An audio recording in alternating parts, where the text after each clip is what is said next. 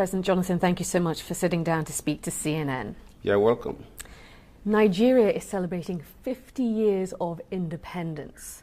I want to get your thoughts on what you think the country has achieved in that time.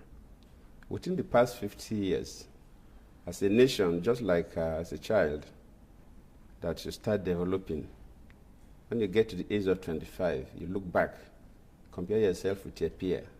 By the time you get to the age of 50, you also look back and see what you have achieved. One thing that I know and I feel Nigerians must celebrate is our unity and our peace.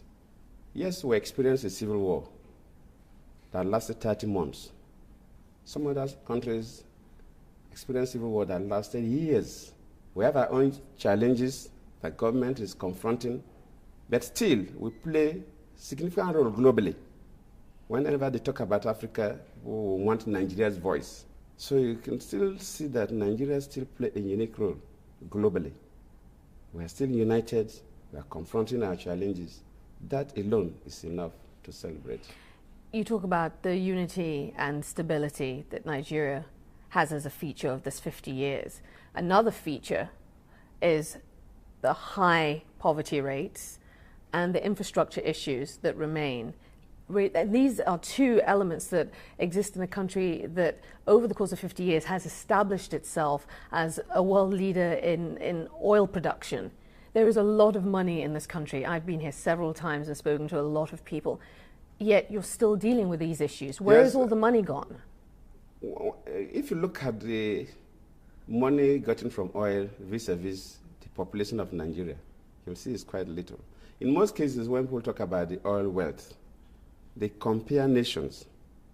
There are some nations that you have less than 5 million people. Nigeria has 150 million people. I cannot say that all the money we've earned from oil from 1958, that the first drop of oil was exported from this country till date, that the money has been effectively used. I'm not saying that there are no leakages. I want us to look forward now. There are many who believe that with your decision to seek re-election, you're going against the zoning agreement, which states that the presidency will rotate between the North and South every 8 years. The late President Yar'Adua was a Northerner. He died in his first term. There are those who feel you're putting personal ambition ahead of the stability and peace of Nigeria. Is that what you're doing?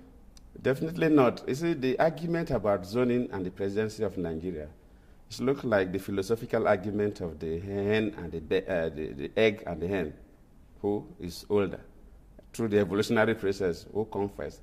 In the first place, if this country has agreed that presidency will rotate north and south, I couldn't have been the president today. I couldn't have been.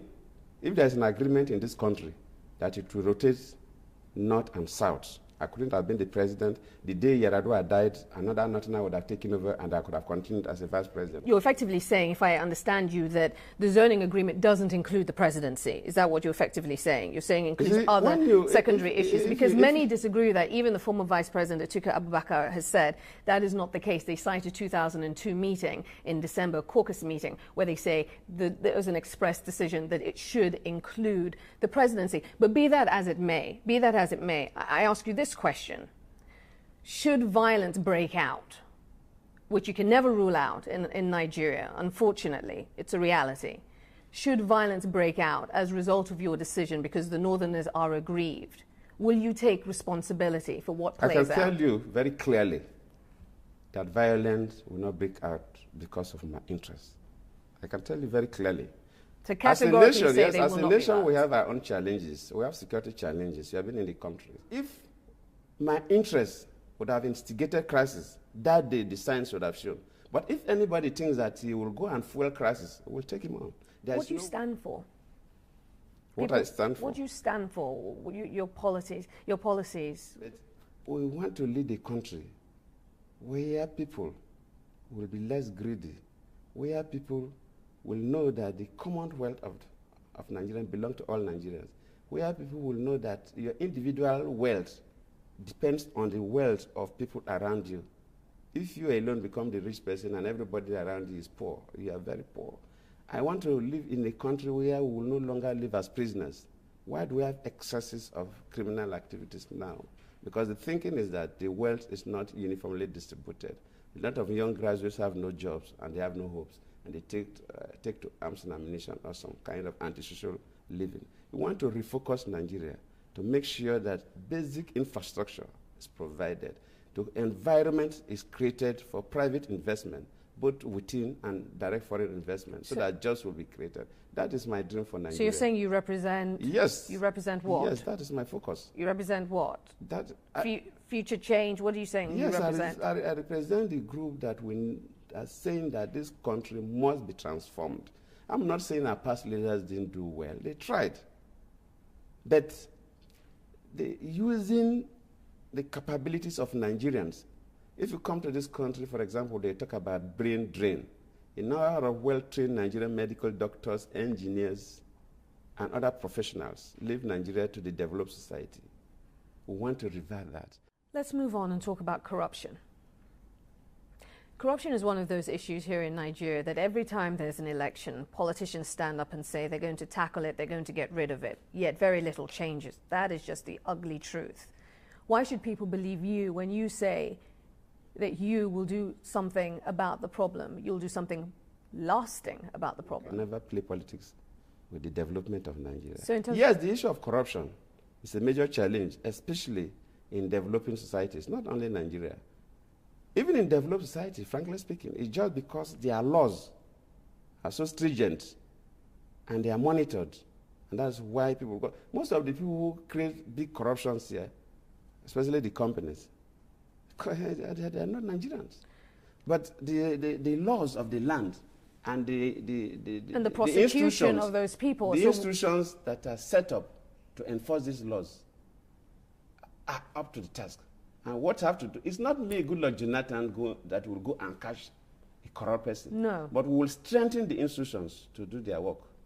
That is what happens in developed society.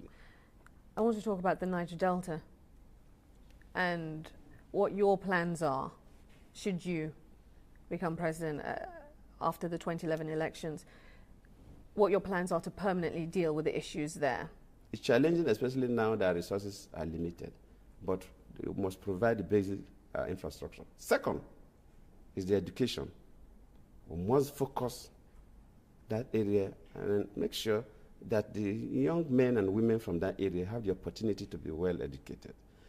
Because somebody who is well educated, the orientation changes. And when you now educate the people, they will now play a key role in the oil industry. So if you provide the basic infrastructure, which is not going to be done overnight, you provide good education, and you make them play a role in the long chain of the oil industry, then you see that this restiveness will begin to get reduced gradually.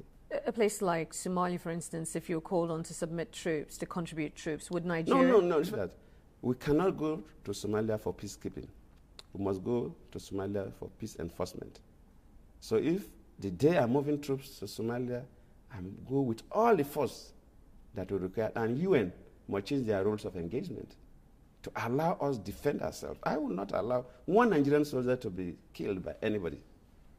But the rules of engagement by the UN, because they must work under the UN cover, their rules of engagement create problems where you have very, very militant and non-cooperative militia group who will see the UN troops as their enemies, when indeed they're supposed to be their friends. So you would be looking to change the mandate effectively? Yes, and we'll not send just one. We must send enough, and we must provide them with enough platforms for them to operate. That part of this country must be under control.